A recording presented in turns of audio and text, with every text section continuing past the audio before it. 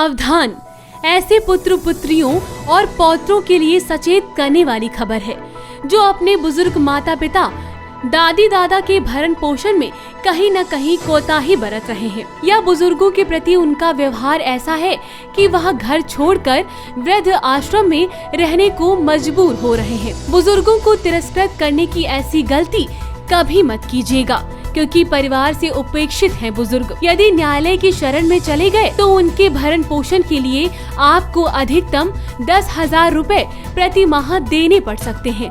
वजह आए दिन सुर्खियां बन रही ऐसी घटनाओं का संज्ञान लेते हुए शासन ने बुजुर्गों के हित में कई कदम उठाए हैं। जिला समाज कल्याण अधिकारी राजेश कुमार ने आई इंडिया को बताया कि यदि किसी वरिष्ठ जन को भरण पोषण में कठिनाई हो रही है और उनके बालिग पुत्र हैं, कमा रहे हैं और वृद्ध माता पिता की सेवा नहीं कर रहे हैं, तो वह वृद्ध अपने सगे पुत्र पुत्री पर भी भरण पोषण के लिए एसडीएम कार्यालय में आवेदन कर सकते हैं। इस पर मुकदमा पंजीकृत होगा और विचार करने के बाद अधिकतम 10,000 रुपए प्रति माह तक धनराशि तय कर दी जाएगी, ताकि वृद्ध का जीवन यापन सुचारू रूप से चल सके। इसके अलावा विभाग का वित्त पोषित 150 वृद्धों की क्षमता वाला ओल्ड एज होम नैमिषारण्य में संचालित है।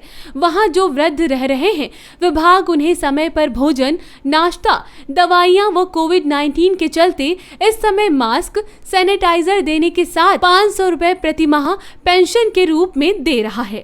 चूँकि वृद्ध जन दिवस मनाया जा रहा है और वरिष्ठ नागरिकों के लिए जनपद में विभाग के द्वारा जो है वित्त पोषित वृद्धाश्रम निमसारण जो तहसील मिश्रिक में पड़ता है वहाँ पे संचालित हो रहा है। और ठीक माता जी का जो मंदिर है उसी के ठीक बैक साइड में वो वृद्धाश्रम संचालित है, जिसकी कैपेसिटी 150 की है। और सामान्य तौर पे अब चूँकि कोरोना वायरस का प्रकोप चल रहा है, इसको बचाव को देखते हुए कम ही लोग वहाँ पे रह रहे हैं, लेकिन जो रह रहे हैं वो सुरक्षित हैं और उनको टाइम से भोजन, नाश्ता और दवाइयाँ, मास्क और सैनिटाइज़र वगैरह बराबर हो रहा है।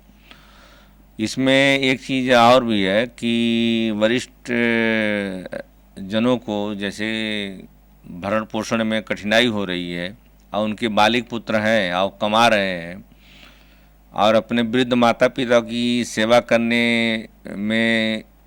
करने से वंचित कर रहे हैं, तो वह अपना वृद्ध अपने सगे पुत्र पुत्री पर भी अपने भरण पोषण के लिए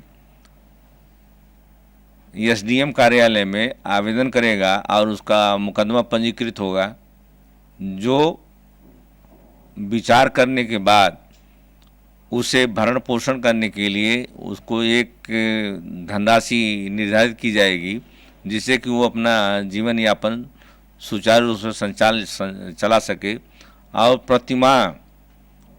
प्रतिमाह की दर से अधिकतम उसे 10,000 उसका जो पुत्र है या पौत्र है उसे निर्धारित किया गया है शासन द्वारा। और कम से कम जो भी न्यायालय, चूँकि एसडीएम का न्यायालय होता है, जो निर्धारित करेगा उसके आधार पर उन्हें उसको पालन पोषण या भरण पोषण करने के लिए देना पड़ेगा। तो ये भी व्यवस्था है उसमें। और बाकी जो हमारा ओल्ड एज होम है, वृद्धाश्रम निमसारण में चल रहा है, उसमें फ्री ऑफ कास्ट, उसमें 1 पैसे का कोई भी वृद्ध को खर्च नहीं करना है। और उसमें जो भी वृद्ध रह रहे हैं वो तो निःशुल्क अपना प्रत्येक सुविधाओं को लेंगे ही।